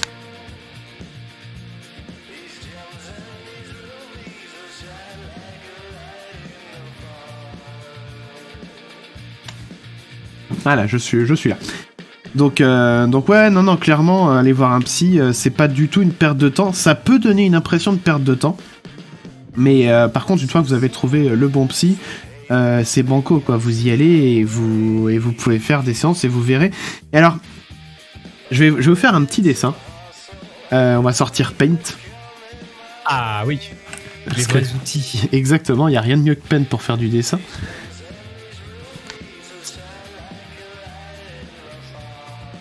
J'arrête pas de tousser, c'est pénible. En fait, à partir du moment où vous avez trouvé un psy dans votre parcours, on va faire une espèce de courbe, vous allez d'un seul coup vous sentir mieux et faire beaucoup de progrès. Et après, vous allez avoir une phase de stagnation comme ça. Et là, vous allez avoir l'impression qu'il se passe plus rien. Et en général, à ce moment-là, c'est dans ces moments-là que les psys vont vous proposer d'espacer les séances, parce que déjà, vous n'avez plus grand-chose à leur dire dans ces moments-là. Et ensuite, parce que vous avez besoin aussi de temps pour vous, pour comprendre tout ce qui se passe et tout. Donc vous avez pu faire de progrès, mais ça ne veut pas dire que c'est plus inutile pour autant, parce que ce qui vous attend derrière, c'est ça. Et là, en fait, cette partie de courbe-là, c'est les derniers progrès fulgurants que vous faites une fois que vous avez eu un peu vos révélations personnelles, en mode ah mais oui, en fait, si je fonctionne comme ça, c'est à cause de ça. Comme quand on apprend à conduire une voiture. Mais c'est exactement ça, c'est la même courbe d'apprentissage. Oui. C'est exactement la même chose. Donc c'est pour ça que quand vous êtes ici, dans cette partie-là de la courbe, c'est le moment pour vous recentrer sur vous, pour réfléchir. Et après, mais c'est pas pourtant le moment de lâcher, parce que sinon, si vous lâchez, vous pouvez revenir en arrière sur la courbe, quoi. Donc c'est pas le moment, quoi. Voilà, donc ce que je pouvais dire sur les psys. J'aurai encore des tas d'autres choses à dire, mais on pourra en reparler quand on fera le live sur l'hémétophobie. Je vais voir un peu ce qui se dit dans le chat.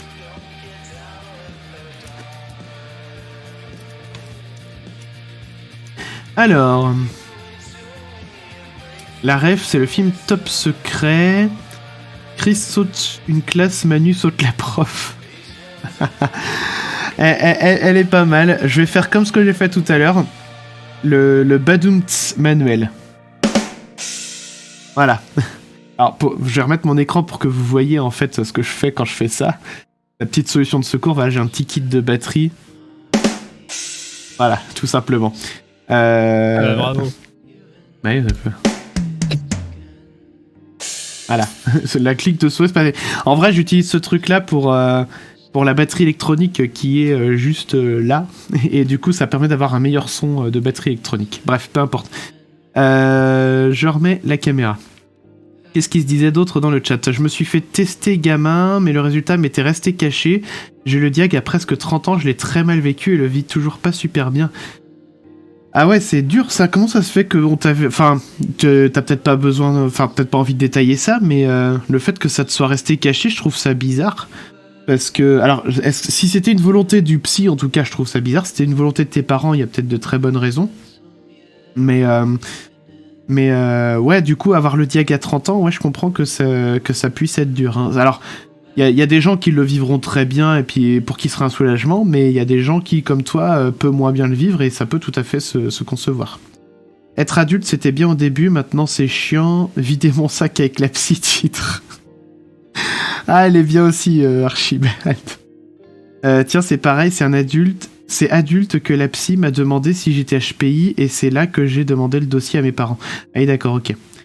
Peur du ciel étoilé vient d'un traumatisme à mon enfance, merci mon psy. Ouais. Alors, deux petites choses que je voulais dire tout à l'heure, je continuerai de lire le chat après.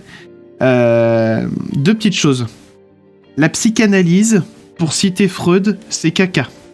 Alors Freud, il a pas dit que la psychanalyse c'était caca, mais il aimait bien parler du caca, Freud. La psychanalyse, clairement c'est caca. Vous pouvez aller voir sur Wikipédia. Alors on a vu tout à l'heure que Wikipédia c'est pas du 100% fiable, mais c'est tellement sourcé et relu et discuté que aujourd'hui, citez-moi une meilleure source que Wikipédia, il n'y a pas des masses. Bref, allez voir Wikipédia et vous comprendrez en lisant l'article sur la psychanalyse que c'est une discipline qui est toute pétée. Ça c'est la première chose que je voulais dire. La deuxième chose que je voulais dire, rapport au psy, quand tout à l'heure en fait j'ai dit les psys c'est pas des charlatans. Donc non, c'est pas des charlatans, parce qu'ils ont des diplômes et tout ça. Néanmoins, il existe deux catégories de psy. Alors non, ça va pas être comme le bon chasseur et le mauvais chasseur, quoique. Il y a en gros les psys à l'ancienne, où les psys à l'ancienne, c'est justement assez proche de la psychanalyse. Vous êtes allongé sur le divan, eux ils sont là juste à vous écouter, et vous parlez. J'ai testé une fois une psy comme ça, c'était une psy qui était... Enfin, c'était pour les étudiants en gros, voilà, à ce moment-là j'avais pas encore de salaire, donc du coup j'avais été voir la psy qui consultait les étudiants, et c'était une psy à l'ancienne. Et moi j'avais déjà vu d'autres psys avant, qui étaient des psys du coup pas à l'ancienne, des psys on va dire conventionnels, et du coup j'étais habitué à cette démarche justement d'échange, de paroles, de discussion en séance de psy. C'est bien que quand je me suis retrouvé dans la pièce avec cette psy-là, ben, elle me dit un truc genre « Allez-y, je vous écoute ». Donc je lui expose mon problème, et elle a été et à la fin j'étais voilà Et là, le gros malaise, parce que j'avais plus rien à dire. Et en fait, pour vous dire, cette discipline en fait de psy se basait sur le fait que, d'un certain point de vue, tant qu'il y avait des choses qui avaient besoin de sortir, fallait qu'elles sortent, et puis basta. Et il y avait que comme ça qu'on allait être soigné. Depuis, ça a été prouvé que les psys, on va dire nouvelle génération, ont fait bien meilleur cas de leur efficacité que les psys à l'ancienne. Donc c'est pour ça que des psys à l'ancienne, vous en trouverez de moins en moins, et c'est pas plus mal. Donc les psys aujourd'hui, voilà, les psys à l'ancienne, c'est ceux qui sont là et puis qui attendent que vous parliez, et les psys nouvelle génération, enfin normaux, conventionnels ou je ne sais quoi, c'est ceux qui dialoguent avec vous et qui sont là pour vous écouter, vous conseiller, et ça se passe beaucoup mieux. Alors, qu'est-ce qui se dit dans le chat? Parce que je m'étais arrêté justement à peur du ciel étoilé. Voilà, merci mon psy. Ok. Alors oui, en fait, c'est ça qui m'a évoqué quand t'as dit traumatisme à mon enfance, et c'est là que ça m'a rappelé psychanalyse, parce que la psychanalyse, justement, ils aiment bien rattacher tout ça au problème des parents, de l'enfance, des choses comme ça. Alors, il y a du vrai, et il y a du moins vrai, et il y a du clairement faux, quoi. Bref, peu importe. Enfant, j'avais peur de tomber dans le ciel. Ah, c'est compliqué. INS vidéo, pas des charlatans, mais il faut aussi trouver celui ou celle qui convient. Bah, c'est exactement ce que je disais tout à l'heure, en fait. C'est des fois, il peut falloir voir 2-3 psys avant de trouver le bon, et c'est vrai que c'est long et chiant parce que du coup t'as pas l'impression d'avancer quand c'est comme ça, mais une fois que t'as trouvé le bon, après ça va tout seul quoi. Donc en fait c'est vraiment une question de feeling, hein, et la question de feeling viendra surtout de votre personnalité, puisque et c'est pour ça que du coup bah il y a des gens avec qui ça se passera très bien avec un psy, et si une autre personne avec un caractère complètement différent va avoir ce même psy, il dira bah non ça a pas marché pour moi, mais en fait c'est juste que c'était pas le bon psy pour lui quoi. J'ai fait pleurer pardon, j'ai fait pleurer ma psy la première fois que je l'ai vue. Ah, t'y as été fort quand même. Qui a été très fort. Paint, c'est la vie. Ah oui, d'accord, donc là on était au niveau de Paint, ok. J'ai eu peur quand il a dit psy et dessin connaissant Freud. Alors non, j'ai pas fait les tâches de Rorschach. les tâches de Rorschach, vous connaissez sans doute ce truc-là. Je vais vous mettre une photo. Tâche de Rorschach. Non, pas de rousseur. Alors, je sais plus si c'est CH ou... Non, ça doit être ROR. Oh, ça va être corrigé. Ouais, voilà, c'est bon. Voilà, les tests de Rorschach, c'est... On vous montre des tâches et il faut que vous disiez ce que vous voyez sur les différentes tâches. Là, par exemple, moi, je vois deux petits chiens... Là et là, et puis une espèce de grenouille ici. Voilà, il y a des animaux ce soir. Peut-être parce qu'on est en train de faire l'émission Les Chacals, je sais pas. Donc voilà les tâches de Rorschach. La courbe d'apprentissage classique pour à peu près tout. Oui, par rapport à la courbe que je dessinais tout à l'heure. Ah, c'est terrible.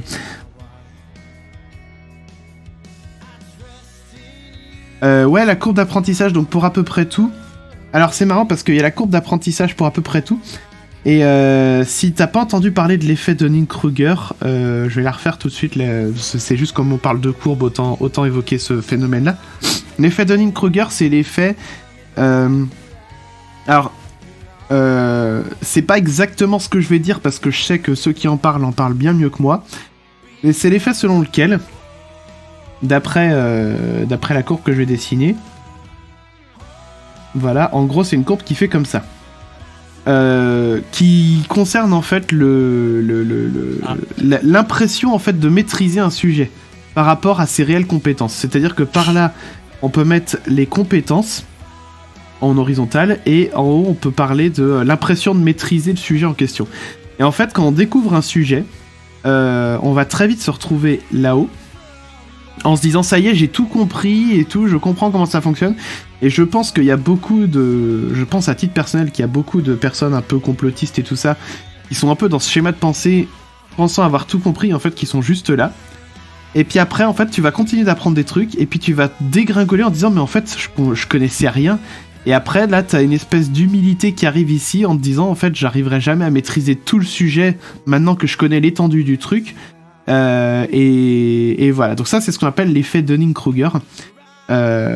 Et donc c'est une courbe un petit peu différente puisqu'on parlait de courbe. C'est parti pour dessiner, c'est gagné. Il n'y a même pas eu de dessin de ce... Ah non, je dessine pas ça dans Paint, non. Jamais, absolument jamais. On n'utilise pas Paint pour ça. Non, bon, on peut en soi. Yannes vidéo, volonté du psy, j'en sais pas. Sacré. J'en sais pas plus. Volonté du psy, ouais, bah c'est... Mais moi, du coup, quand j'ai retrouvé mon courrier qui attestait que, du coup, j'avais un QI plus de 130, j'ai recherché, du coup, le nom de la psy en question, voir si elle exerçait toujours, et pour la recontacter et savoir si elle en savait plus, parce qu'en fait, elle avait juste mis dans le courrier que j'ai un score bien au-delà de 130. Mais du coup, je sais pas... Alors, c'est pas les termes exacts, mais en gros, voilà, il y avait une espèce d'emphase là-dessus. Et du coup, je sais pas quel score, entre guillemets, j'ai. Donc, après, ça me servirait pas à grand-chose, si ce n'est que de me dire, bah ok, je me situe là sur la courbe qu'on voyait tout à l'heure.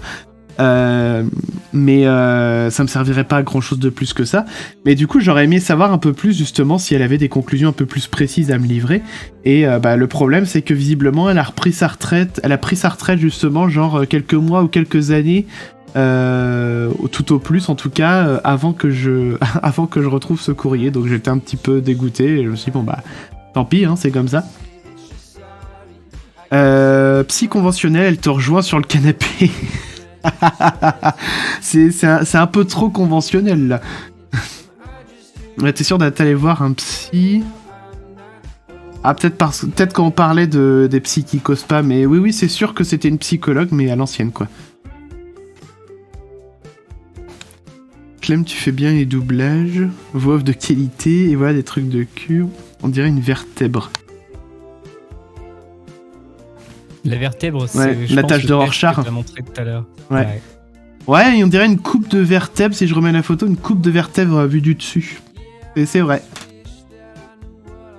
Donc, du coup... En fait, c'est juste un prétexte pour faire parler les gens, c'est ça? C'est pas impossible. J'avoue que si on regarde sur Wikipédia, test de Rorschach, évaluation psychologique de type projectif élaborée par le psychanalyste Hermann Rorschach.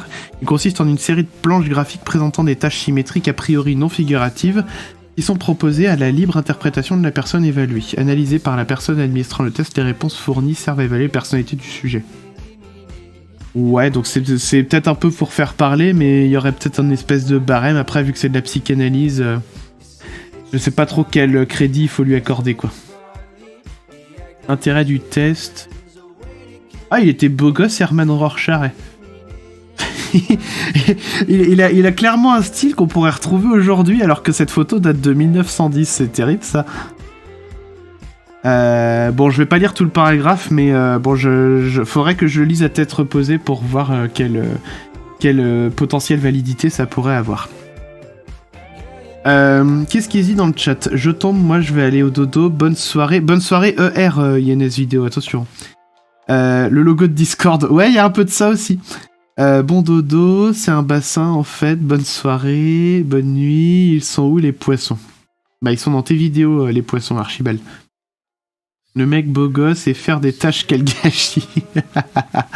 Il savait dessiner que des tâches. Mais surtout qu'en plus, il se fait pas chier. Quand on regarde comment sont foutues les tâches, tu fais une tache d'encre. Bon, là, c'est un dessin figuratif. Tu fais une tache d'encre sur un papier, tu le plies en deux, tu le déroules et t'as ta tache de Rorschach. Moi, je trouve ça pas mal. Bref, quoi qu'il en soit. Les gens, donc voilà, on a fait... Comment? On pourra en faire en DIY un jour. Ah oui, complètement, oui. On pourra faire un comité de vérification sur les tâches de Rorschach. Oui. Bref, je vais remettre ma caméra. Hop, voilà. Les gens, si vous avez des questions sur toute cette soirée à thème HPI, c'est le moment. Je vais embrayer un petit peu le pas. Je vais lire le chat et tout ça, mais je vais embrayer un petit peu le pas. Pour parler d'un autre truc qui n'a pas du tout été abordé dans l'article, à savoir les HPI seraient des personnes qui ont ce qu'on appelle une pensée arborescente. C'est partiellement vrai, on va dire. C'est-à-dire que une personne HPI, quand elle va... Qu'est-ce qu'il y a, Clem? Oui. Non, moi je pense que j'ai une pensée buissonnante. C'est pas tout à fait pareil. C'est pas pareil.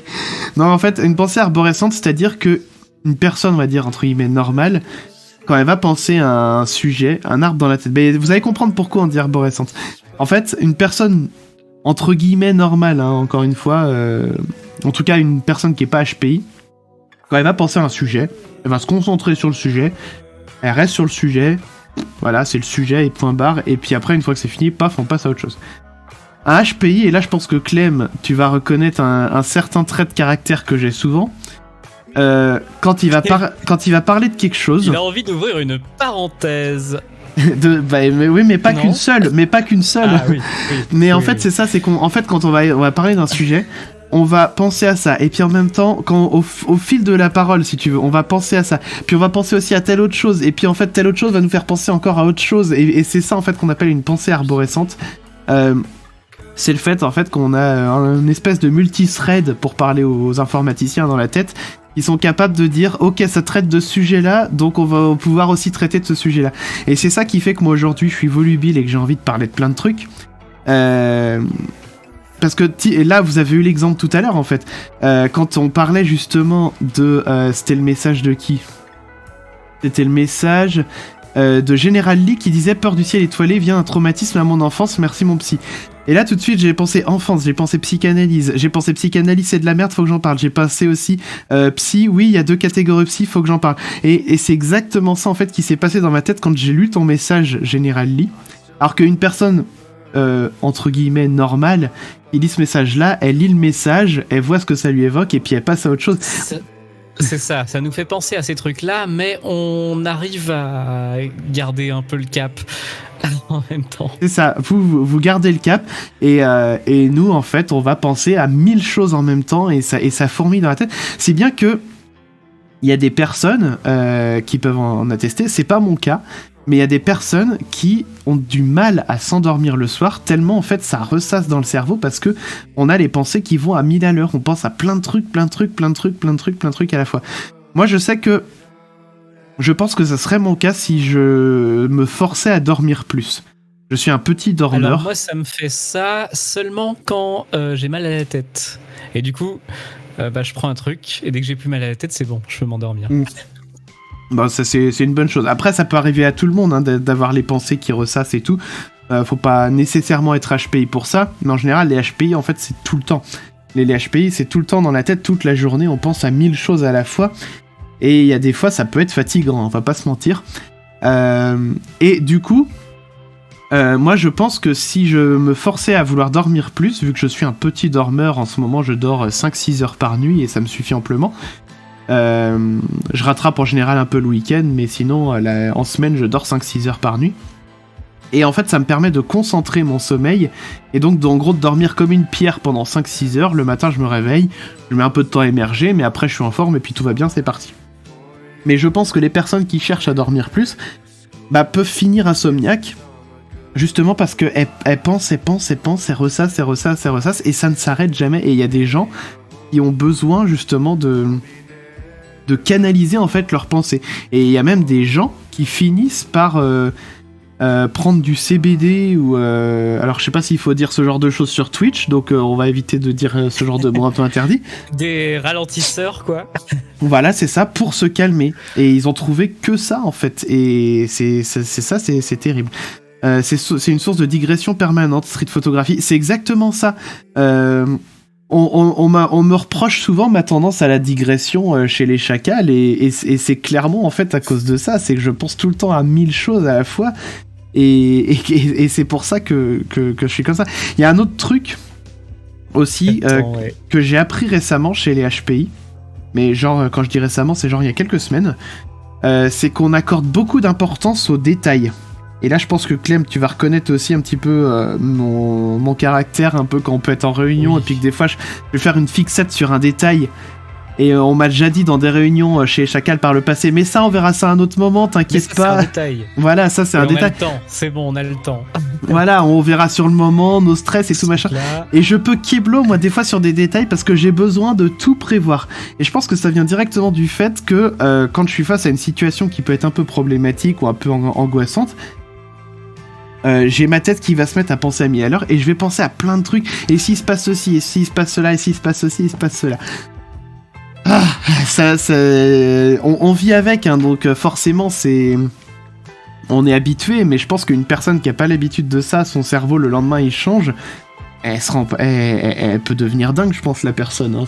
Ça peut dans des cas très avancés, ça peut être terrible. En même temps, t'oublies rien en fait, tu penses à tout. Ah c'est ce qui fait par contre que... Alors, dans ce sens-là. Penser à tout, ouais, c'est une chose, et c'est vrai que souvent, moi, ça peut m'avoir valu aussi le fait de me faire des montagnes de trucs qui étaient absolument pas graves. Mais quelque part, je me dis, j'essaye de me rassurer en me disant, au moins, si c'était grave, j'étais prêt. Mais c'est vrai... Déjà tout anticipé, donc ça va. C'est ça. Mais c'est vrai que, du coup, pour des personnes à côté de moi qui sont face à la même situation, elles peuvent se retrouver un petit peu démunies, en mode, mais attends, mais t'inquiète, calme-toi, on va y arriver et tout, machin. Donc, je travaille beaucoup aussi là-dessus pour essayer de lâcher un peu du lest. C'est pas toujours simple, mais je pense réussir un petit peu quand même à m'en sortir de ce côté-là. Mais on va dire que du coup, je sais que je peux pas aller contre ce fonctionnement de pensée. Mais du coup,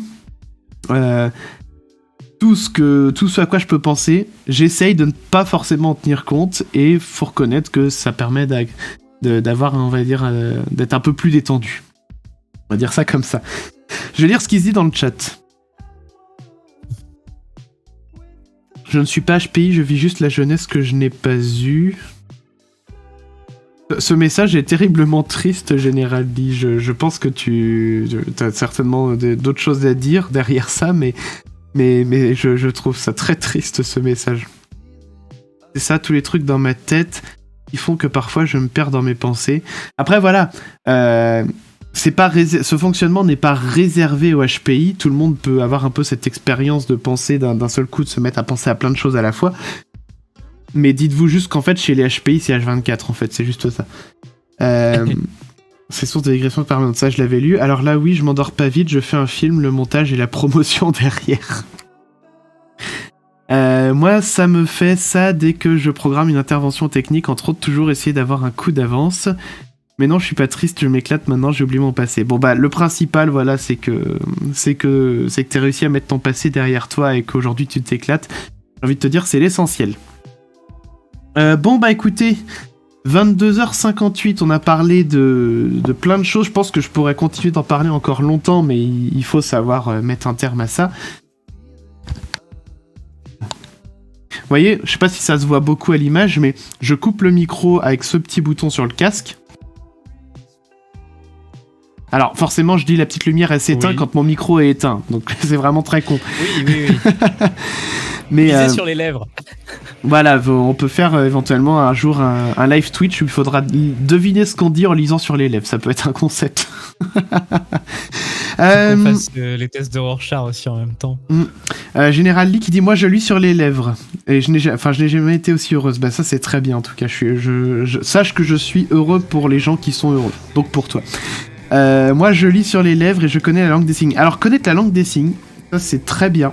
Je pense que ça fait partie des choses qu'on devrait tous apprendre. Moi, à part l'alphabet et quelques mots, je sais pas signer, donc je serais pas capable de faire ça. Et lire sur les lèvres, j'en suis extrêmement incapable. Faut qu'on se motive pour apprendre un jour sérieusement. Ouais. Alors, il y a une vidéaste qu'on pourrait recevoir, dont la chaîne est spécialisée en langue des signes et qui est assez connue. Donc ça pourrait être une occasion de l'inviter, un de ces quatre, quand on reprendra les émissions. Mélanie... Ah, je suis malentendante, j'ai appris avant d'être malade. D'accord, ok. Et bah du coup, effectivement, je pense que t'as bien fait d'apprendre ça avant, et puis bah du coup, bon, j'ai envie de te dire, bon courage, je sais pas si c'est ça qu'il faut dire, mais voilà, en tout cas, plein de courage à toi. Mélanie... Alors, je sais pas si c'est Mélanie, je vais regarder. Mais je me souviens qu'en fait... on avait voulu apprendre le langage... Alors oui, si je mets juste Mélanie tout seul, ça n'a pas marché. On avait voulu apprendre un petit peu la langue des signes pour pouvoir éventuellement l'enseigner à notre fils. Sauf qu'en fait, on n'a pas eu... C'est pas qu'on n'a pas eu le courage de continuer, mais on a assez vite lâché l'affaire parce qu'on avait plein d'autres choses à penser quand Emma elle était enceinte, et du coup du coup on a un peu lâché l'affaire par défaut. Alors non, c'est pas Mélanie qu'on avait vu. Langue des signes bébé, peut-être que je vais retrouver comme ça. Oui, c'est elle, Marie Little Bunbao. Ouais, c'était elle. Et justement, en fait, on avait dû taper langue des signes bébé, et c'est comme ça qu'on était arrivé sur sa chaîne. Et elle a une chaîne qui est assez connue, puis qui montre justement quelques signes essentiels pour justement apprendre à son enfant avant qu'il soit en mesure de parler, en plus apte à faire des gestes qu'à parler, et donc du coup apprendre comment on dit manger, dormir encore, etc. etc. Mélanie Diff fait des vidéos de LSF. Ouais, en fait, du coup, quand j'ai vu le nom de sa chaîne, j'ai vu que j'avais déjà...